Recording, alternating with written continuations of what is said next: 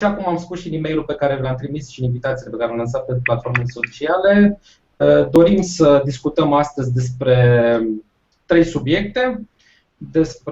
În primul rând, Ionel va dezvolta un subiect legat de ce trebuie să alegem sau care sunt avantajele și dezavantajele între SRL și PFA pentru afacerile online.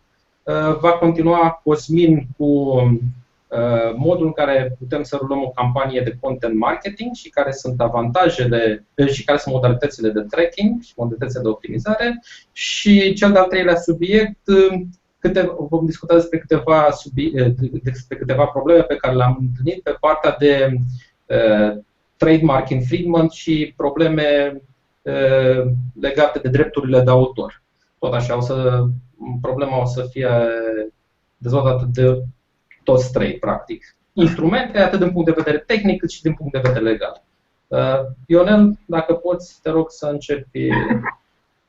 Da, îți mulțumesc, Sergiu, și vă salut pe toți cei care au intrat pe acest hangout. Pentru astăzi, așa cum a spus și Sergiu și a spus și invitații, am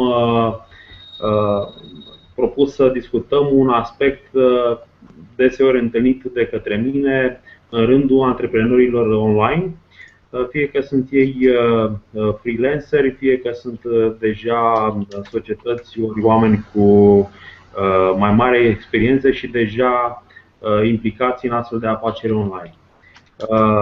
Acum, nu știu ce vă așteptați voi să discutăm în aspectul ăsta. Eu pot să deosebesc 2 mari direcții în care am putea să discutăm cu privire la diferențele astea. Una ar fi în partea de fiscalitate, care implică, așa cum bine știți și voi, o relație a societății cu statul român, raportat la taxele și impozite plătite. Iar alta este o direcție comercială, juridică comercială, pe care o propun să o tratăm puțin astăzi. De ce? Tocmai pentru faptul că am constatat cu surprindere că există oameni care își desfășoară activitatea de ani buni în mediul online sau chiar și în alte afaceri și nu le cunosc. Așa că, cu privire la aspectele acestea comerciale, aș vrea să avem un început și să vă spun că această formă juridică, fie că e SRL, fie că este PFA, ar trebui să se muleze pe modelul vostru de business și pe viziunea avută vis-a-vis de afacerea pe care voi o dezvoltați, pe care o începeți ca și un startup sau, de ce nu, o afacere pe care deja o desfășurați. Și ca fiecare proiect, probabil că lucrurile acestea țin mai mult de management și de antreprenoriat, dar cu asta trebuie început. Fiecare antreprenor sau un grup de antreprenori, odată ce se strâng la masă și discută o afacere, vorbesc în primul rând de viziune. Și să vă dau un exemplu, pentru că s-ar putea să fim confuzi cu privire la termenul ăsta de viziunea afacerii. Într-un startup pornit de mine acum 3 ani de zile, în domeniul real estate, care din păcate nu mai e prezent, la masă cu un partener, ne-am fixat ca viziune, ca în termen de 5 ani de zile, să avem un exit, să facem un business vandabil și să îl vindem pentru o anumită sumă de bani. Deci ca businessul nostru să aibă căutare în piață, să fie un business profitabil și să-l putem vinde. Deci asta poate fi o viziune. Și bineînțeles că fiecare din voi cunoașteți în afacerea în care vă aflați care vă este viziunea asupra business-ului vostru sau asupra business-urilor, afacerilor pe care le aveți în parteneriat cu alți antreprenori, care vă sunt obiectivele de afaceri. Deci vreau să fac un astfel de intro pentru că e important să cunoaștem faptul că modalitatea legală sau legea sau forma juridică vine și să mulează pe ceea ce vă doriți voi. Nu se întâmplă invers. Deci n-ar trebui să vă faceți voi planul de viziunea, obiectivele, planul de acțiune pentru business-ul vostru în funcție de ce facilități aveți pe partea asta juridică. Din momentul în care aveți claritate, și aici am câteva exemple, gen pornesc la drum de unul singur și am de gând să-mi dezvolt în a presta servicii de programare, de web design, de consultanță SEO, ori am de gând să construiesc un business online în care să-mi atrag din start parteneri, ori să încep ceva de unul singur și pe parcurs să reușesc să găsesc și pe alții care cred în ideea mea de business și să-mi iau parteneri. Deci, prin urmare, treptat să vând share-uri din business, da? Și, de ce nu, un exit final pe care aș dori să-l am din afacerea pe care am început-o. Suntem cu toții antreprenori. Din punctul meu de vedere, la un moment dat, orice business poate fi vândut. Și acum că tot am intrat în aspectele astea, până să intru la un pas 2 pe care vreau să-l tratez, referitor la răspunderea juridică, concluzia e că în măsura în care v-ați fixat ca și viziune să aveți un exit sau să vă luați și alte persoane în corabia afacerii voastre pe parcurs, deci să împărțiți din share-urile voastre, va trebui neapărat să aveți o societate comercială cu un capital social, pentru că ca persoană fizică nu aveți posibilitatea asta. Deci va trebui să acționați de unul singur, având posibilitatea doar să angajați pe alții în proiectele voastre, să faceți contracte de colaborare, dar nu vă veți putea vinde mai mult decât timpul vostru ca un angajat, nu vă veți putea vinde share-urile sau afacerea ca atare sub această formă a PPA-ului. De aici, concluziile voastre ar trebui să fie personale, să spun așa, și bineînțeles că sunt diferite de la caz la caz. Acum mai e un aspect foarte important pe care multă lume îl ignoră, raportat la răspunderea juridică pe care ne-o asumăm în momentul în care avem de gând să pornim la o afacere sau chiar suntem deja într-o afacere. Și avem clar două paralele. Dacă un SRL, societate cu răspundere limitată, răspunde în limita capitalului propriu asumat și o entitate cu un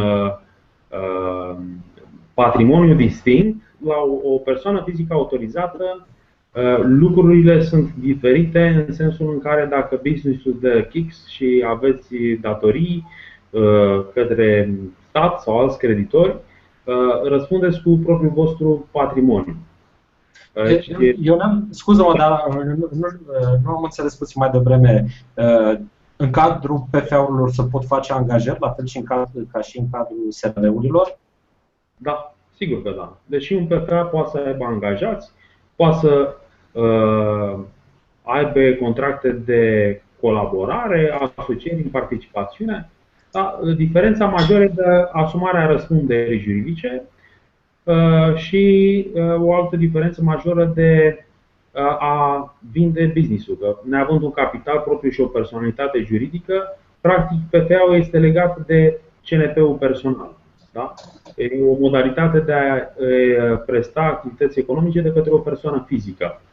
Nu avem posibilitatea să ne grupăm împreună cu alți parteneri, de exemplu, unul care ar veni cu banii, altul care ar veni cu o licență, altul care ar veni cu un alt know-how, să spun așa, și să facem o asociere de capital și de know-how să putem la un moment dat să avem un exit. Da? Dar, spre exemplu, dacă sunt copywriter sau dacă sunt designer, Practic, PFA-ul e o alternativă interesantă, atât timp cât în momentul de față nu intenționez nici să vând compania sau nici să vând brandul, ca să spun așa, nu compania, că nu e cazul.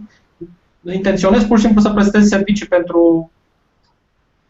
pentru diferiți clienți. PFA-ul e o variantă interesantă, nu? Da, sigur. Asta este prima pe listă. Acum, ce pot să spun e că în funcție de avantajele fiscale și asta în funcție de solicitările și de feedback-ul pe care îl avem, s-ar putea să tratăm în hangout-uri următoare. Deci în funcție de avantajele de fiscalitate, cred că un copywriter ar putea să opteze între varianta de a fi PFA și a încasa banii ca și un PFA, sau și ca pe un contract de drepturi de autor, ori de ce nu pe amândouă. Adică să aibă proiecte în care să funcționeze ca și PFA și să aibă proiecte în care să fie mai rentabil să funcționeze ca și pe un contract de drepturi de autor. Dar ți-am zis, într-un subiect următor în care mi-aș dori să avem lângă noi un contabil, un specialist. Am încercat și pentru emisiunea de astăzi, dar nu s-a putut. Sper să tratăm și să vorbim și despre cifre în astfel de direcție, într-o astfel de direcție. Da? Am înțeles. Cam asta am avut să vă zic astăzi, raportat la ce ar trebui voi să aveți în vedere, ce ar trebui ca antreprenorul online să aibă în vedere în momentul în care e în dubiu, doamne, ce mă fac, PFA sau SRL. Și mulți antreprenori chiar și în planul lor de acțiuni, chiar și în obiectivele stabilite inițial, nu iau în calcul un lucru foarte, foarte important. Nu iau în calcul și nu discută modalitățile de exit. Și din experiența mea ca avocat, vă pot spune că majoritatea disensiunilor dintre parteneri în afaceri se nasc datorită faptului că ei n-au avut pe masa discuțiilor încă de la bun început modul în care își gestionează exitul.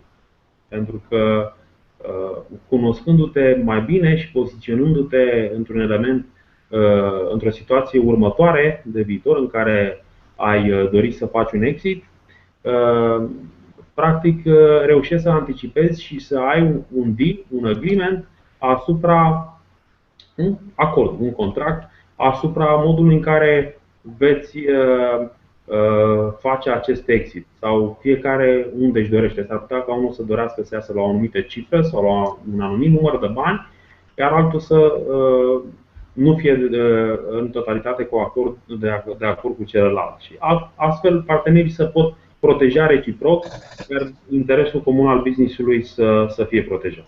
Eu mai am o întrebare aici, după care așteptăm și alte întrebări. Da. Dacă, spre exemplu, consider că e mai ușor să pornesc cu un PFA, e posibil ca la un moment dat să fac transferul sau schimbul, migrarea dinspre PFA înspre SRL, dacă consider că SRL-ul mi-aduce mai multe avantaje. Spre exemplu, am crescut, am deja 2, 3, 4, 5 colaboratori sau angajați, am prins ceva proiecte mai mari și acum vreau să fac pasul următor în care, cine știe, poate să aduc un investitor ca să cresc business-ul. Se poate face și pasul ăsta în prima fază PFA, iar mai târziu... Se poate face, nu poți să ai o continuitate. Deci, oricând putem avea și PFA și SRL concomitent. De exemplu, eu sunt unul din antreprenori care folosește avantajele ambelor instituții. Deci nu poți avea o continuitate legală. Ca PFA nu o să poți să fii un asociat într-un SRL. Deci e o entitate, o personalitate, are un cui separat.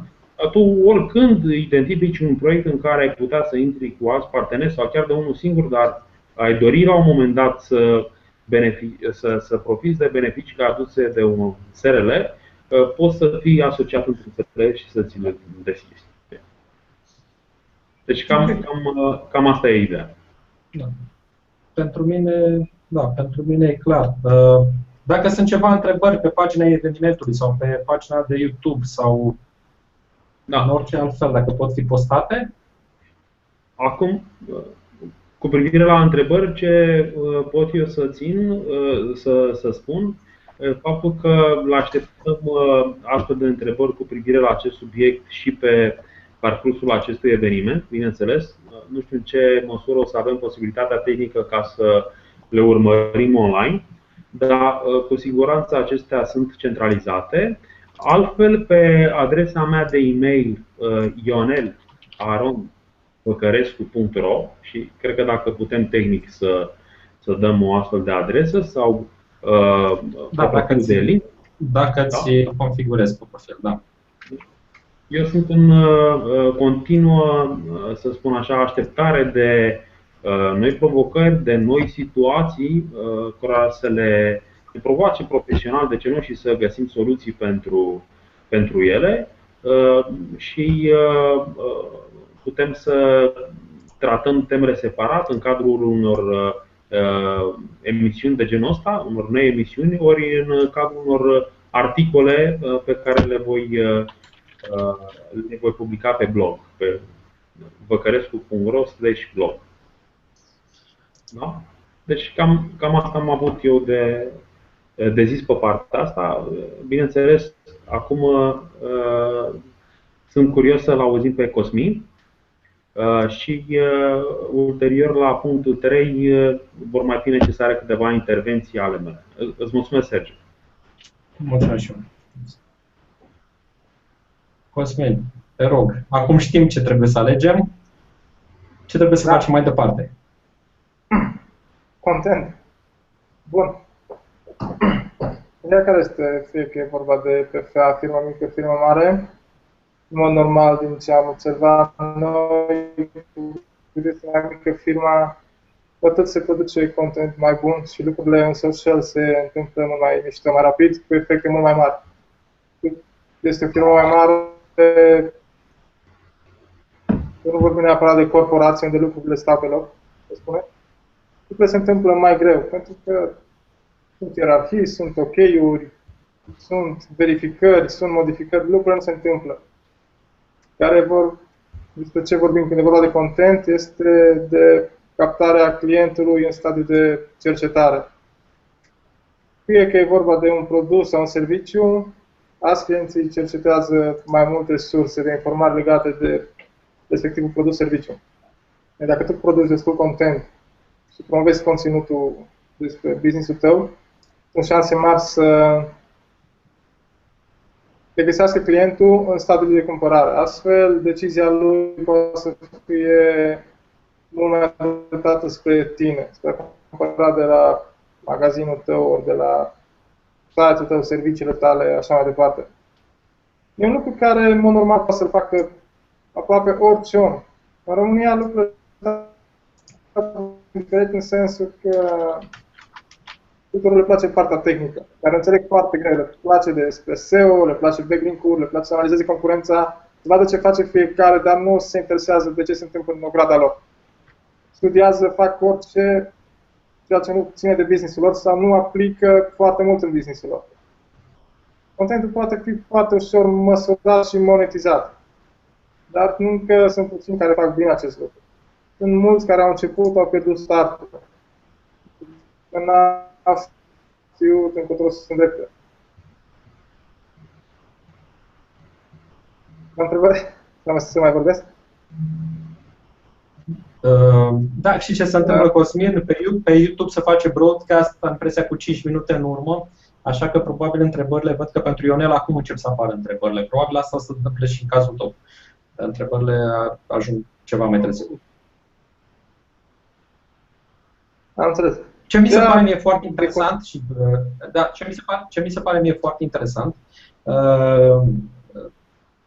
platforma la care lucrezi, pe care o dezvolți în momentul de față, vorbesc despre Mind Metrics, urmărește foarte bine conversiile, pornind de la conținut, pornind de la share-urile pe social. Adică e o abordare foarte interesantă, pentru că foarte mulți dintre noi și foarte mulți dintre clienții noștri doresc întotdeauna să știe, băi, ROI, de unde vine return on investment-ul? de unde vine return of investment pe fiecare tip de campanie în parte, mai ales pe campaniile astea de content marketing. M-a ajutat sau nu m-a ajutat campania respectivă? Și cred că aici pot să, da, explici foarte bine cum merg lucrurile. În direcția asta. Sau ce se poate face? Se postează, se folosește. Știi ce se întâmplă, Cosmin?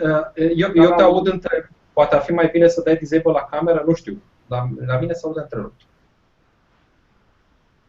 Ok, hai să puțin camera. Ok. Da, te aud mult mai bine. Ok. Bun. Ideea postării de conținut. În România, top canal de social este Facebook. Se fac postări în grașcă, să spun, dar foarte puțin sunt cei care măsoară și merg mai departe cu analiza traficului care vine dintr-o simplă postare.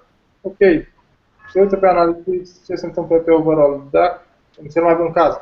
Dacă Facebook le aduce vânzări, nu se uită în detaliu dacă a pornit vânzarea, dacă a finalizat sau dacă a contribuit. Este o altă discuție. Dar, mergând în detaliu, se poate analiza dacă o simplă postare ți-a adus venit, ți-a adus bani, dacă sunt toate codurile legate bine la magazinul tău sau la site, măsurați cumulați. Noi, în platforma care am dezvoltat-o Minmetrics, am simplificat tot procesul pentru user. Se vadă într-o pagină absolut tot ce se întâmplă, de la like-urile primite la o postare, la trafic, cât trafic a generat postarea respectivă, share-uri, cât timp a stat în site, inclusiv ROI-ul. La fel facem pe o zi întreagă sau pe o săptămână.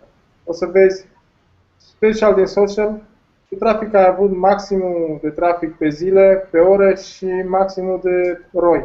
Astfel tu poți să planifici postările în funcție de metricii de acolo. Nu faci postări de dragul de a face, le faci când te aduc un venit. Mai departe de asta poți să analizezi și concurența pe acest segment. Și am observat foarte multe pattern-uri la concurenți comuni, concurență de zile, așa mai departe. Dacă te gândești bine, poți să ai fanii brandului tău, sunt și fanii concurenților. De exemplu, poți să faci o postare înaintea lor. Dacă le-ai identificat pattern-urile, poți să faci înaintea lor, probabil poți să convingi clientul să se cumpere produsul de la tine. La fel, contentul, eu mă refer doar la articole din blog sau infografice. Contentul este și video. Articolul din blog este cel mai simplu de făcut, are cel mai mare efect. Poate să aibă efect imediat pe platformele sociale, poate să aibă efect pe termen lung din punct de vedere SEO. Contentul pentru mine înseamnă și descrierea de produs, care are în România este o mare problemă. Majoritatea au un copy-paste. Un magazin sau un site de prezentare cu descrieri foarte ample paginile respective are o conversie mult mai mare. Chiar și social sharing-ul pe paginile respective este mult mai ridicat. La un trafic mare, lumea utilizează butoanele de social. La un trafic mare, efectul se vede chiar și în vânzări. Da, asta e foarte interesant, pentru că, spre exemplu, de foarte mult, cu toții postăm pe platformele sociale și poate de multe ori avem impresia că platformele sociale nu ne aduc beneficii pentru că nu vedem o înscriere directă sau, nu știu, un contact direct sau ceva de genul ăsta. Dar atâta timp cât putem să urmărim pe o perioadă ceva mai îndelungată, probabil că încep să apară rezultatele, sau nu că încep să apară, probabil că rezultatele vor fi clare pentru fiecare campanie în parte, că vorbim de social media, că vorbim de platforme de social media, că vorbim de bloguri și așa mai departe.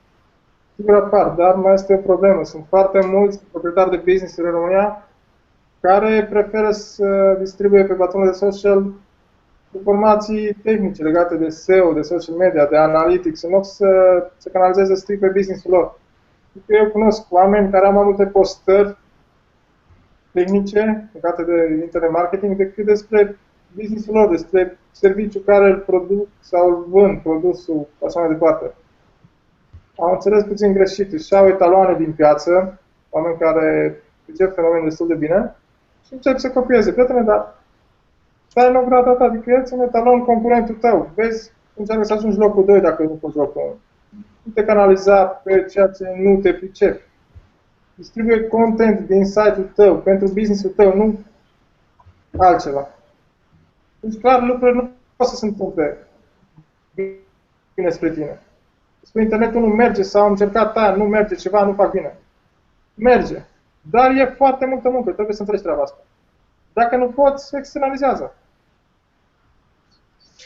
Clar, asta este problema care apare în momentul de față, din ce în ce mai mult, prea multă informație. Nu? Chiar citeam ieri un articol pe tema asta și da, am văzut că sunt probleme în asimilarea unei cantități foarte mari de informații, atât de bine vorba de content marketing sau de SEO sau așa mai departe. Și lucrurile trebuie făcute, în mod normal, dedicat. Cam asta ar fi problema. Alte tipuri de abordare sunt destul de dificile. Da, cred. Da, Cosmin, te rog. Ideea că SEO ăsta se schimbă mult, se adaptează la toată dinamica pieței. Nu moare, deși lucrurile se precipită. Pentru mulți e doar mai multă muncă. Sunt mai mulți factori care contribuie în fenomenul ăsta numit SEO. Cine poate să țină pasul e ok, cine nu are o direcție sigură și rapidă, în jos. Despre asta e vorba. Legat de cont. Da, asta se întâmplă. Și cu contentul, așa cum ai spus și tu ceva mai devreme, cu contentul, după ce ne chinuim să înțelegem care e direcția spre care trebuie să mergem cu conținutul, ce trebuie să scriem, despre ce trebuie să discutăm și facem tot posibilul ca să scriem un articol sau o analiză interesantă sau orice despre unul dintre produsele noastre sau pur și simplu, fără legătură cu produsul, ca să devină virală, ne trezim că acea analiză sau acel conținut este preluat de un alt site, cu copy-paste, așa cum ai spus mai devreme, scuză-mă, și este postat pe un blog care ranchează motorul de căutare mai bine decât blogul tău. Asta, practic, este cel de-al treilea subiect pe care o să-l abordăm astăzi. După ce... Pe durată, pentru că azi poți raporta pe Google multe link-uri conținut, adică soluții sunt. Exact. Ideea e să faci ceva și contentul poate fi creat de oricine. Fie că îl scrii, stai mai mult timp, te documentezi despre ce faci, fie că îl faci cu telefonul, faci o prezentare, adică faci ceva pentru business-ul tău, nu aștepta să vină clienții. Mergi în mod elegant, ca ei să-ți dorească să cumpere produsul tău. Să fie mândri că au făcut o vizită de la tine. Dacă tu nu ești mândru de ce faci, dacă a trecut o zi, zici, băi, ce am făcut pentru business-ul meu? Am citit 3 articole despre SEO, am dat 3 postări, m-am uitat la 4 concurenți. Prietene, pentru tine ce ai făcut? Da, așa este. Deci, încă o dată, cu conținutul. Nu te-am auzit. Mă refer la România, afară lucrurile stau diferit. Pentru că piața din România consider că o cunoaștem destul de bine și avem o experiență 9 ani, e ceva. Da, dar încă o dată, conținutul, sunt de părere, trebuie postat, este foarte important să creăm, să postăm, dar este întotdeauna foarte important pentru motivarea personală, dacă nu pentru altceva, să-l urmărim. Să-l urmărim cu instrumentele necesare, să-l urmărim în orice fel posibil, dar să urmărim rezultatele pe care le aduce conținutul, ca să fim motivați să mergem mai departe, în direcția care trebuie. Da? Bun. Păi, trebuie să-l produci. Noi putem ajuta la treaba de urmărire până în foarte mare detaliu. Trebuie să se producă, să fii tu mândru de ceea ce faci tu pentru business-ul tău. Exact. După aceea să descoperi tu necesitatea de a urmări. Ai produs orice tip de content și trebuie să măsori. Băi, s-a uitat cât s-a uitat, după ce s-a uitat, a primit like-uri, ok, totul trebuie să transforme în bani. Pentru că e ok, îți place, o faci. Dar trebuie să vezi dacă ți se merge, pentru că tu consumi resurse, investești timp sau bani. Banii trebuie să se întoarcă. Dacă o faci bine, dacă măsori bine la un moment dat, vezi că lucrurile se întâmplă bine. Exact. Da. Să merg mai departe la cel de-al treilea subiect? E ok? Da. Da. Așteptăm în continuare întrebări. Ionel văd că deja a primit 2 întrebări. Ionel, dacă vrei răspuns acum, dacă vrei răspuns după cel de-al 3-lea subiect. Păi, zic să tratăm și al 3-lea subiect ca să putem să răspundem după aia la toate întrebările. Ok, bun. În ordine subiectelor pe care le-am derulat în emisiune. Da. În al 3-lea subiect doresc să vorbesc, să discutăm despre problemele cu drepturile de autor, problemele cu mărcile înregistrate, dar de trademark infringement și oarecum, foarte scurt, și probleme de reputation management. Din ce cauză? Muncim, lucrăm să scriem un articol, să scriem o analiză, uneori lucrăm o oră sau 2, alteori putem să lucrăm săptămâni pentru astfel de analize și la un moment dat ne dăm seama că de fapt părți din analiza respectivă sau din articol a fost copiat un copy-paste și postat pe un site, poate chiar cu o autoritate mai mare decât site-ul nostru, și o altă persoană se bucură de avantajele postării acestei analize, fără ca cel puțin să ne menționeze. Practic, vreau să vă spun că pentru această situație, pentru acest tip de situație, există atât simple metode tehnice ca să identificăm persoanele care ne folosesc conținutul. În principiu mă refer la conținut de tip text la momentul acesta, cât și metode de contracarare a acestor probleme, unele mai simple, ca spre exemplu trimiterea unei DMCA către Google, și altele ceva mai complexe în eventualitatea în care chiar ne dorim mai mult decât ștergerea conținutului respectiv după un anumit site. Din punct de vedere tehnic, pentru copyright, o simplă căutare pe motoarele de căutare gen Google, un simplu search pe motoarele de căutare ne poate ajuta să identificăm lista cu site-urile care ne-au copiat conținutul, da? Și mai sunt anumite platforme, ca spre exemplu copyscape.com, în care introducem doar URL-ul site-ului nostru și în mod automat, au chiar și o variantă free, din câte mi-aduc aminte, identifică alte site-uri care folosesc conținutul preluat după site-ul nostru. Bineînțeles, da? Îmi cer scuze că te întreb. Am o întrebare pentru tine. Ți s-a întâmplat să ai astfel de probleme în care conținut scris de către tine, unul din colaboratorii tăi pe site-urile tale, ai pățit astfel de evenimente? Sigur. La unul dintre proiectele pe care le am un parteneriat cu un content writer care postează conținut on daily basis. Da, este un site într-o zonă de asta, horoscop, da? Și l-am de ceva timp, de câțiva ani de zile, se postează zilnic, chiar avem câțiva parteneri mari de genul radio sau chiar posturi de televiziune locale mici care preiau horoscopul de acolo, adică e o sursă bună pentru horoscopul zilnic. Și ne-am dat seama că site-uri foarte mari, site-uri de știri foarte mari, preluau conținutul fără să menționeze sursa. Atenție! Ți-ai dat seama? Poftim? Cum ți-ai dat seama? Cum ai făcut tehnic lucrul ăsta? Pur și simplu am făcut căutări pe Google și am identificat alte site-uri care rankează mai bine, pentru că site-ul meu are un PageRank 3, PageRank 4, mă rog, și autoritate mai mică, nu doar PageRank, iar celelalte site-uri sunt, încă o dată, site-uri de știri, PageRank 7 sau chiar mai mult, și copiau conținutul fără să spună nici cel puțin mulțumesc. Atenție, site-ul la care lucrează copyright-ul cu care lucrez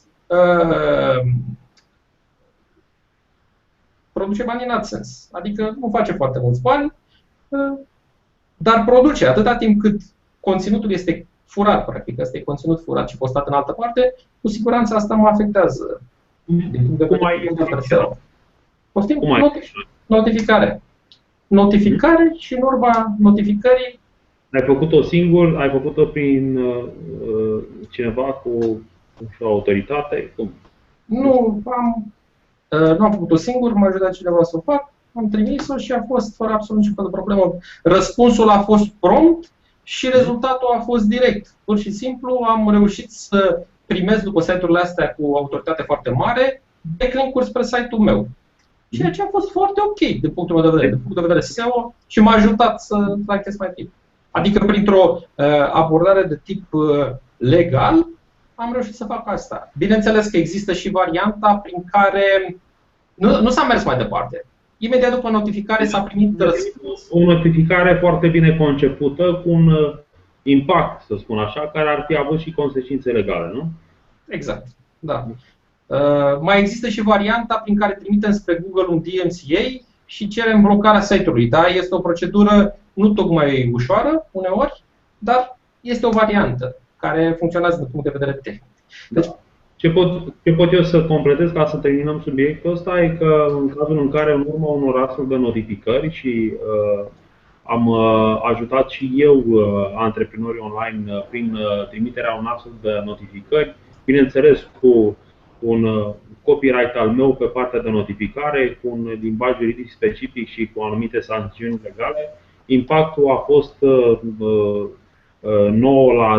să spun așa, din notificările trimise au fost unele cu un scop îndeplinit, deci oamenii au făcut ceea ce clientul meu solicita prin aceste notificări.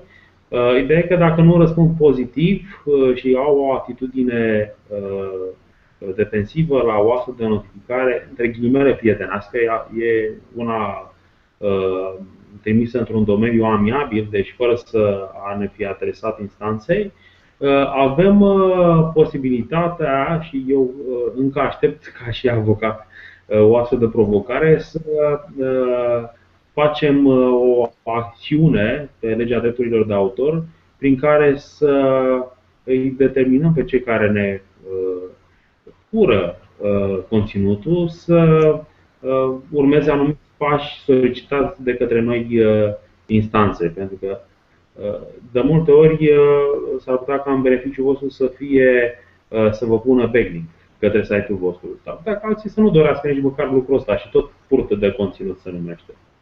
Da. Deci, pe tema asta există potențial ca să ajungem la o finalitate. Bineînțeles că nu ne dorim să se ajungă la un proces. Un proces e destul de costisitor ca timp, în primul rând. Dar dacă cei care vă fură munca nu răspund pozitiv la o astfel de notificare, e bine de știut că există și o astfel de posibilitate. Mulțumesc, Sergiu. Da. Mergând mai departe, vă rog, întrebări când o să se facă progresul și pe YouTube, adică pe scriptarea minute, vă rog să postați întrebările pe pagina evenimentului sau chiar direct pe YouTube. Da. Mergând mai departe, mai apar problemele de trademark infringement, adică noi avem un brand, da, sau o marcă înregistrată, un anumit brand și așa mai departe. Și aici sunt trei mari modalități prin care se face trademark infringement. Practic, avem brandul, să spunem, Rolex, da? Și cineva înregistrează domeniul Cheap Rolex sau Golden Rolex într-o altă țară. Asta este un tip de trademark infringement care necesită un anumit tip de notificare, în urma căruia domeniul poate fi șters. Atâta timp cât cel care l-a folosit, evident, nu are drepturile pe zona respectivă pentru a folosi acest nume de domeniu. Cum putem identifica domeniile, alte domenii care ne folosesc brandul? Pentru asta sunt niște servicii speciale, platforme gen domaintools.com. Asta e una dintre cele mai mari platforme din lume pentru webmasters, care fac tracking și trimit alerte în momentul în care cineva ți-a înregistrat domeniul cu brandul tău. Deci, primești săptămânal sau lunar lista cu domeniile înregistrate care conțin brandul tău, vezi în ce zonă geografică au înregistrat, știi dacă acolo ai drepturile pentru acest trademark sau nu și acționezi, mergi mai departe. Încă o dată, tipul de notificare care trebuie trimis, de fapt tipurile de notificare trebuie trimise spre firma de hosting, spre registrar, registrul unde s-a înregistrat domeniul. În cazul în care registrarul nu răspunde, se va merge mai departe, spre exemplu la ICANN. autoritatea care emite practic toate aceste domenii de internet. Și pas cu pas, rezultatul final este același. Domeniul respectiv va fi șters. Okay? Adică se poate face asta. Provocarea din punctul meu de vedere este la fel ca și în cazul celei pentru copyright, scrierea notificării. De unde în cazul copyright-ului poți să trimiți câte notificări vrei pentru că tu te adresezi direct webmasterului. În cazul trademark-ului, de obicei, webmasterul e conștient că ți-a înregistrat un domeniu cu trademark-ul tău și nu o să-ți răspundă. Da? Și ca să mergi mai departe, notificările sunt destul de complicat de trimis atât timp cât nu ai mai scris alte notificări și destul de costisitor ca să le trimiți spre autoritățile de tip ICANN.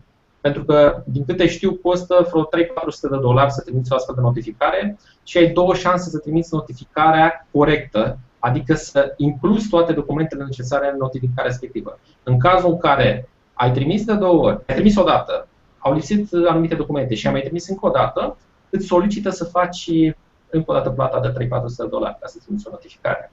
De asta și pentru notificările astea e bine să se apeleze la cineva care are experiență și știe să le facă. Deci, rezultatele sunt sigure, rezultatele apar destul de repede pe notificări, însă nu sunt tocmai ușor de scris. Deci asta e la partea de tip domeniu. Acum, trademark-ul mai poate fi folosit de competitorii tăi și în conținut poți să scrie articole, să se folosească de SEO ca să promoveze produsele tale fără ca să aibă acest drept sau chiar ca să vând, în primul rând fără ca să aibă acest drept sau ca să vândă produse contrafăcute. E clar, branduri precum Rolex au frecvent această problemă cu site-uri care chiar dacă nu au brandul Rolex în nume, au ceva de genul cheap watches, goldenwatches.com și vând de fapt replici de Rolex. Ei bine, la fel, identificarea acestor site-uri se face cu motorile de căutare. Sunt și ceva platforme care ajută la verificarea zilnică.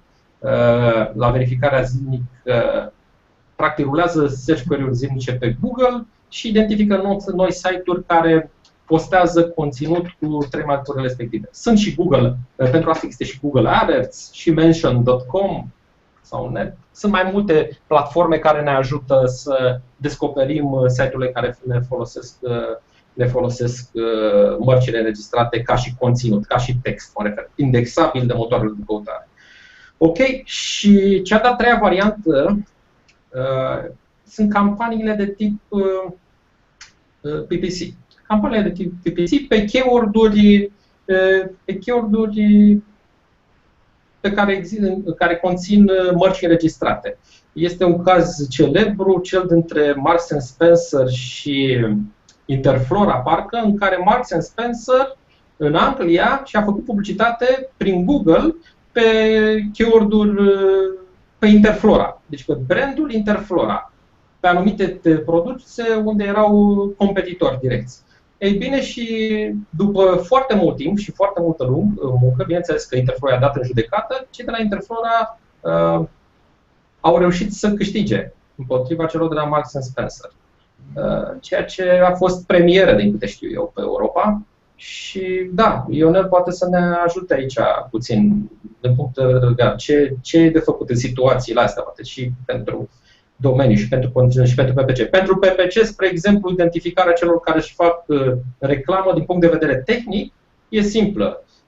Verificarea zilnică, de preferat cu un IP din țara respectivă, dacă targetați altceva în afară de România, search query pe keyword-ul vostru, brand name-ul vostru și vedeți ce alte companii își fac reclamă pe el. E foarte simplu. Și identificați. Și Georank are un tool care face asta în mod automat.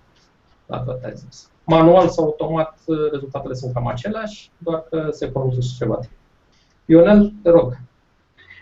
Da, aici trebuie să plecăm de la o premisă. Ar trebui să avem un trademark, o marcă înregistrată pentru cuvântul sau grupul de cuvinte pentru care concurența le folosești în campanii de pay-per-click, în conținut, ori în domeniu. Odată ce avem registrată marca, avem posibilitatea legală, conform legii mărcilor.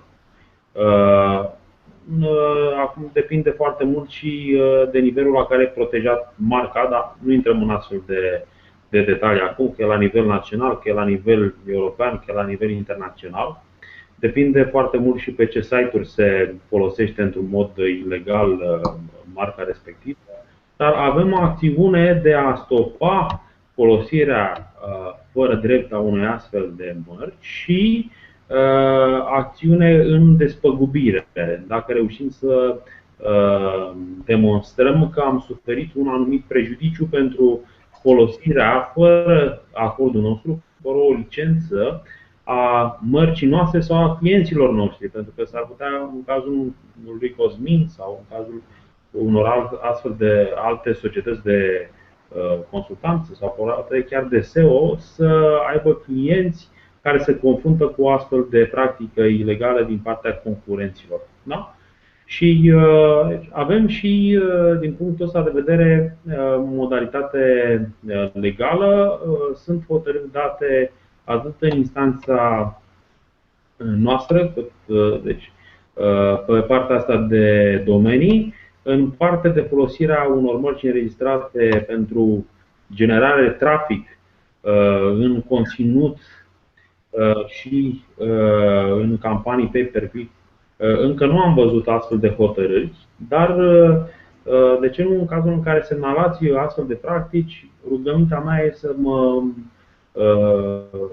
aș fi interesat să aflu mai multe de astfel de subiecte și de ce nu să mă ofer voluntar ca să începem câteva procese, să vedem care e opinia judecătorilor români cu privire la situații de genul ăsta. Pentru că, de drept, trebuie să ne raportăm la o situație foarte deranjantă. În momentul în care stai și investești atâția bani în brandul propriu sau mărcile proprii, cineva să fructifice traficul generat de propria marcă fără nici măcar să te întrebe. Da? Dacă se procedează așa, bineînțeles că nu putem să amplificăm lucrurile astea de 10 ori sau de 100 de ori, pentru că am trăit un haos. Practic, așa ca un scurt exemplu, eu aș profita de tine, Sergiu Drăgănuș, și pentru faptul că tu nu dormi nopțile și ai o apariție online și toată lumea te cunoaște că vii cu sursă de informații importantă, să mă promovezi și omul, când a dat click pe Sergiu Drăgănuș, să ajungă la mine pe site. Așa este. Știți ce se întâmplă? Uite, la Sergiu Drăgănuș să spunem, numele meu încă nu convertește, deci nu știu dacă o să convertească, înțelegi? Dar, spre exemplu, o mare problemă o au producătorii de software. Ce fac producătorii ăștia de software? Au afiliați, da? Cu procente foarte mari, foarte bune. Și, să zicem, îi dă afiliatului 30-40%, pentru că afiliatul vinde. Și afiliatul ce-i face? Zice, ok, bun, eu ca afiliat, nu știu, într-o altă țară, nu țara în care ești tu, intenționez să mă promovez prin absolut toate canalele posibile. Ok, poți să te promovezi, dar atenție! Poți să te promovezi promovând serviciile pe care le livrăm, nu promovând brandul, pentru că el nu este, e un afiliat, nu este reprezentantul brandului în țara respectivă. E pur și simplu un afiliat dintr-o sută. Și el începe să facă PPC pe brandul respectivului. Spre exemplu, hai să zicem GeoRank care ar avea afiliați, da? Și aș da 30% din abonament, din costul din prețul unui abonament lunar afiliatului. Și afiliatul, dacă se duce într-o altă țară și acolo începe să bideze pe GeoRanker, keyword-ul GeoRanker, sau să bideze pe abonament GeoRanker sau Local Rank Tracker GeoRanker și așa mai departe, asta ce o să facă? În mod normal, un utilizator normal care a căutat brandul meu ar fi găsit pe primele câteva poziții pe mine cu GeoRanker. El se duce, bidează pe brandul meu, bidează cu un cost foarte mic pentru că nu are absolut niciun competitor, dar în același timp are o rată de conversie foarte mare. Pentru că utilizatorul care a căutat Local Rank Tracker sau Local Rank Tracker GeoRanker știe clar că vrea să ajungă la GeoRanker, știe clar că vrea să-și înregistreze un cont, știe clar ce vrea să facă. Ei bine, și firmele, deci încă o dată, platforme online, firme de soft online, au problema asta. Au problema asta cu afiliații. Mai există, Krumel îmi spunea în urmă câteva luni de zile, Google permite blocarea anumitor cuvinte cheie prin campaniile PPC. Deci poate să spune, nimeni nu are voie să facă reclamă pe GeoRanker. Dar, spre exemplu, gândiți-vă că sunt companii, ok, nu e de software, e Rolex. Rolex are o serie de reprezentanți în fiecare zonă, în fiecare țară în parte. Și Rolex le prezintă reprezentanților lor să-și facă reclamă pe keyword-ul Rolex. Nu poate să-l blocheze pe campanii de tip PPC. Dar, atât timp cât este permis, sunt alte site-uri care pe keyword-ul Rolex sau chip Rolex sau Golden Rolex vând produse contrafăcute. Adică pierderile sunt clare în ambele exemple, și la produse și la software. Pierderile sunt clare. A folosit, plătește foarte puțin pe campaniile de tip PPC, are conversii mari. Și îți dai seama, vinzi un produs contrafăcut. Ok, e clar că e un anumit tip de client care preferă să dea $200 pe un ceas care știe că e replică și în mod normal costă $20.000. Dar totuși afectează brandul într-un fel sau altul. Și chiar în cazul ăsta. Da. Bun, și aici vreau să mai ating încă un punct și termin cu subiectul ăsta, oarecum de reputation management. Știm că în Uniunea Europeană, de ceva timp, Google oferă posibilitatea să ștergem căutările defăimătoare, spre exemplu, care prezintă articole defăimătoare despre o anumită persoană. Și există posibilitatea tehnică și în cazul în care nu ne dorim doar ștergerea conținutului din Google, la fel ca și în cazul conținutului și în cazul mărcii înregistrate, dacă dorim să și recuperăm o parte din paguba făcută, există modalități. Da, Google, din punctul meu de vedere, e o primă variantă și scuz puțin, dar fac o paranteză la ce ai spus puțin mai devreme, raportat la notificarea trimisă pentru însușirea conținutului. Spuneai tu că ai putea să trimiți mai multe notificări sau nu ai o instituție care să-ți interzică să trimiți mai mult de 2 notificări ca în cadrul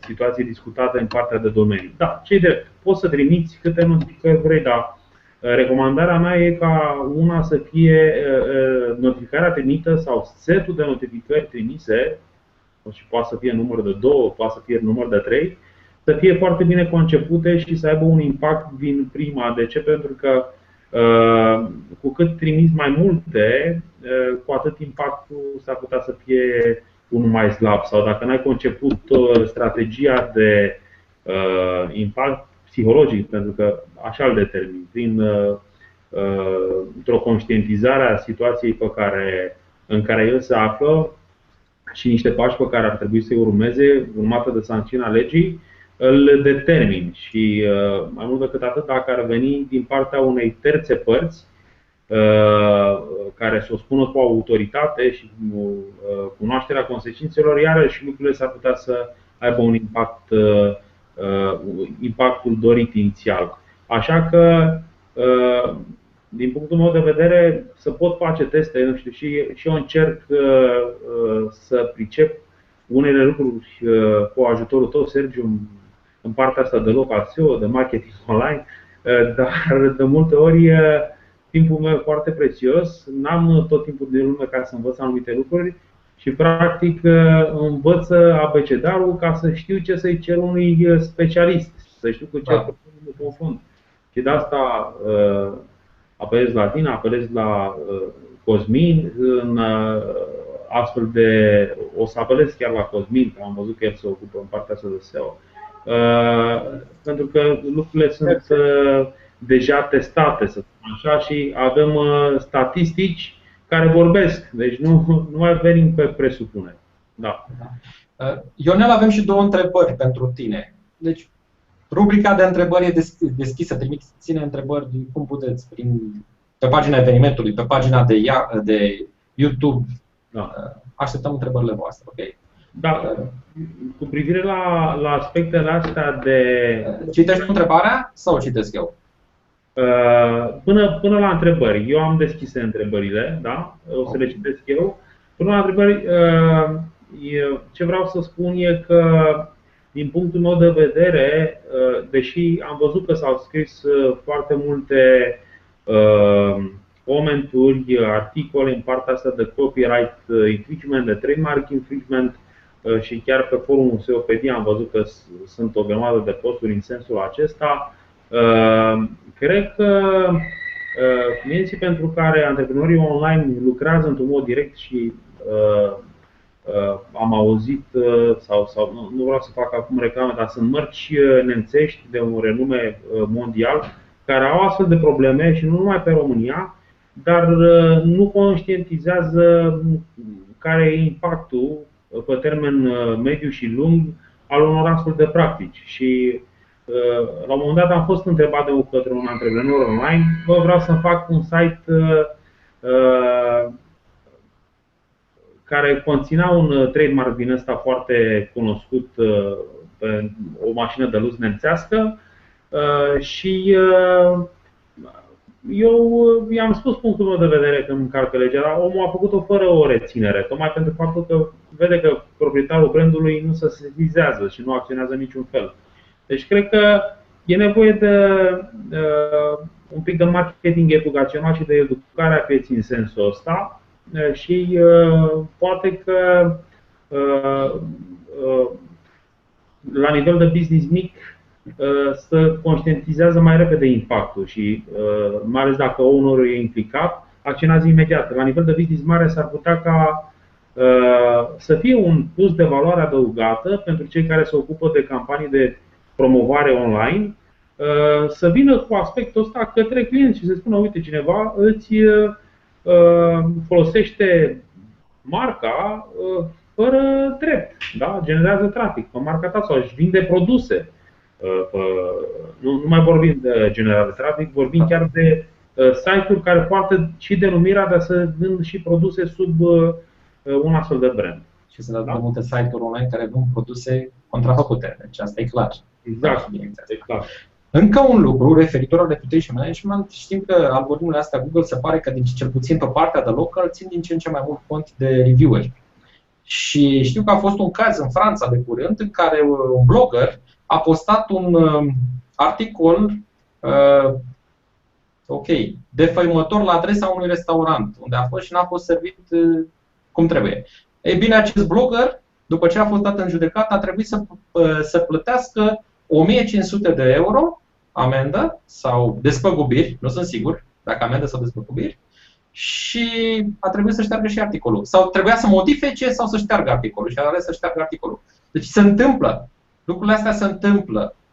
Și ușor, ușor se pare că or să reglementeze. Ok, s-a întâmplat în Franța. Nu știu dacă același lucru s-ar putea întâmpla și în România. Dar în România sunt apar multe articole defăimătoare și se poate ajunge și aici. Adică în momentul în care cineva a scris ceva despre tine și nu poate să demonstreze, sau pur și simplu a scris că e concurentul tău la un anumit nivel și dorește să-ți facă o imagine negativă, pentru că, atenție, review-urile sunt formatoare de opinie, așa cum cu toții știm, când vrem să ne cumpărăm un telefon nou sau un laptop sau o excursie, ceva de genul ăsta, review-urile negative sau defăimătoare pot fi trase la răspundere atâta timp cât nu prezintă adevărul, ok? Și asta se întâmplă. Da. Bun. Mergem mai departe la întrebări? Da, sigur că da. Am primit o primă întrebare de la Cătălin Pătrașcu și îmi mulțumesc, Cătălin, pentru întrebarea pusă. Spune așa: e nevoie de PPA sau SRL dacă plata se face numai pe PayPal? Care este mediul legal sau ce cunoașteți sau ce se cunoaște în domeniul acesta, în domeniul IT? Acum, din punctul meu de vedere, fie că ești PPA sau fie că ești SRL, e nevoie deci poți să să-ți desfășori activitatea chiar dacă plata se face prin PayPal. PayPal-ul, din punctul meu de vedere, funcționează ca un mijloc de plată. E un fel de cum vrei să faci plata, prin virament bancar, cu chitanță, prin card sau printr-un astfel de mijloc. Trebuie să recunosc că e o problemă pe care aș putea să o aprofundez, e o situație pe care aș putea să o aprofundez cu un contabil, un specialist în contabilitate. De ce? Pentru că și astfel de venituri și de plăți prin PayPal ar trebui înregistrate contabil. Ca să nu...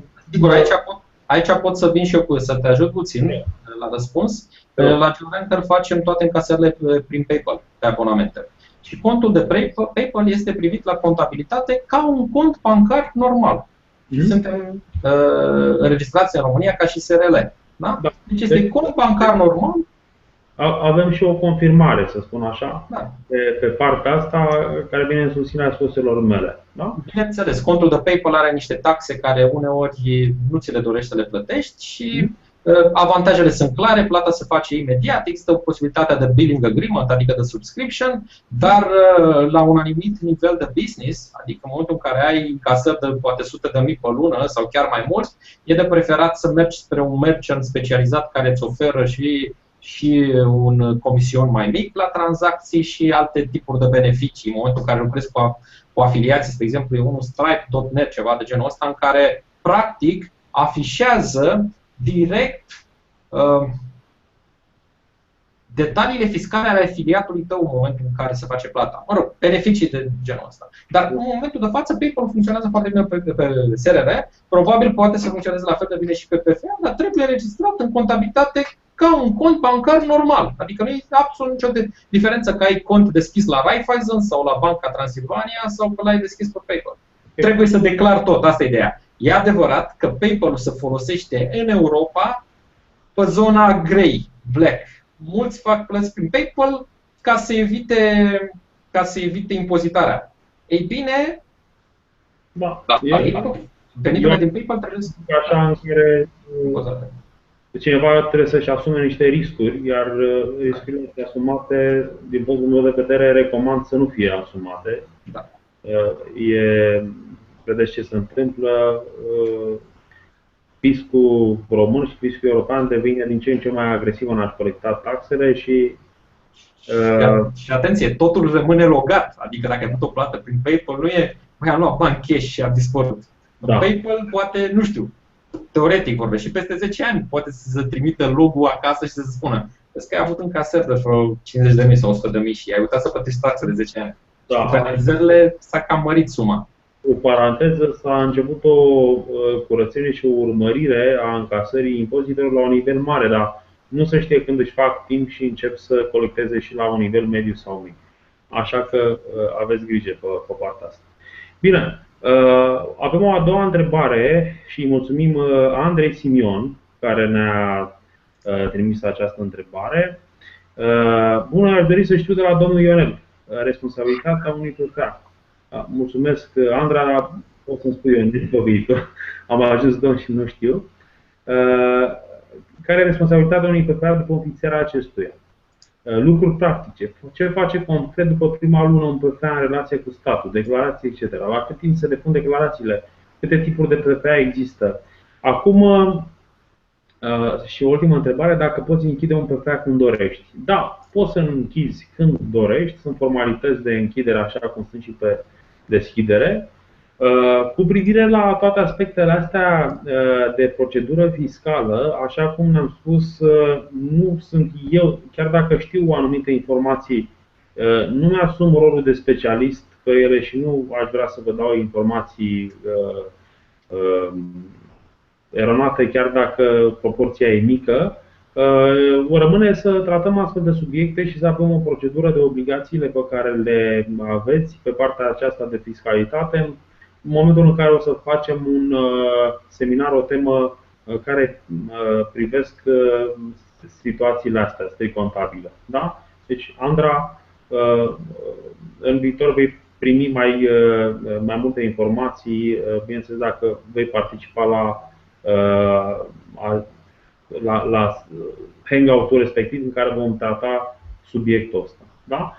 Din punctul meu de vedere, pe lângă partea asta de fiscalitate, un PFA trebuie să-și cunoască foarte bine care sunt obligațiile contractuale imediat asumate cu furnizorii lui și care sunt contractele pe care le va semna cu clienții. Și aceste contracte ar trebui oarecum coordonate, subordonate. Vă dau un simplu exemplu, palpabil să spun așa, sunt o grămadă de alte exemple de natură juridică, dar dacă într-un proiect pe care îl aveți și sunteți antreprenor principal, vă asumați întreaga răspundere a realizării proiectului și sunteți plătiți la 30 de zile, păi dacă ați plăti la 10 zile, să zic așa, pe cei pe care i-a angajat sub voi, deja sunteți într-un default de cash flow. V-am dat un exemplu din ăsta pe sumă pentru că e mai ușor de conștientizat, de realizat, însă din punct de vedere al drepturilor asumate și obligațiilor asumate prin contract, ele ar trebui să fie coordonate, să spun așa, astfel încât să nu ajungeți în situații în care aveți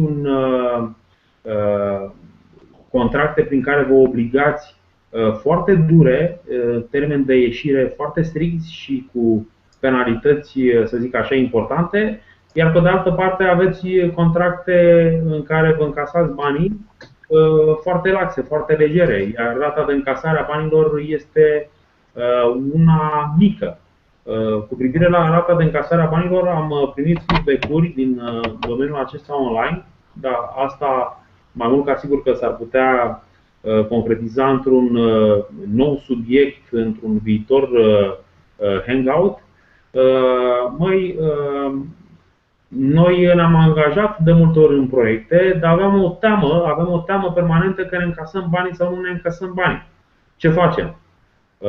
Cum practicăm? Ce fel de contracte semnăm? Aici sunt soluții găsite de mine, nu numai pe partea contractuală, dar și pe partea apelării la o terță persoană care să garanteze execuția contractului și încasarea banilor. Un serviciu, să spun așa, un fel de serviciu escrow. Bineînțeles, putem dezvolta într-o emisiune viitoare. Da? Ok. Da, ce să zic, dacă mai sunt întrebări, cred că cel mai ok este să le primim pe pagina evenimentului. Orice sugestie cu privire la o nouă temă abordată e binevenită.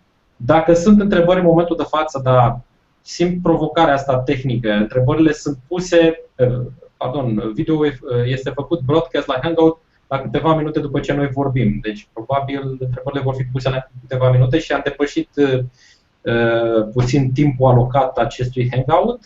Așa că ce pot să spun pe partea asta tehnică e că în continuu pe contul meu de Google am un incoming call. Deci cineva m-a invitat la incoming call. Cred că pe vechiul Hangout, probabil. Așa primesc și eu. Da? La vechiul Hangout, da. Mă rog. Da. În fereastra de Google Plus. Da. Dacă sunt, deci încă o dată, întrebările au fost astea două. Următoarele întrebări cred că să le punem pe pagina evenimentului. Dacă mai sunt acum anumite lucruri de discutat, înainte să închidem Hangout-ul, eu cred că suntem ok, da? Cosmin? Da, sunt aici. Cosmin aude? Da. Eu mulțumesc tuturor celor care ne-au urmărit astăzi. Da. Și sper ca în viitor să venim cu subiecte și mai interesante care să trateze probleme pe care le întâlnesc frecvent. Încă o dată la subiectele astea așteptăm sugestii. Da? Noi avem o listă destul de mare, așteptăm sugestii și ne pare bine că ne-am întâlnit astăzi. Sperăm ca întâlnirile de tipul ăsta să fie cât mai dese și să avem cât mai mulți invitați în direcția asta. Da. Le mulțumim și noi, vă mulțumesc și eu. La revedere! La revedere! Bun, la revedere!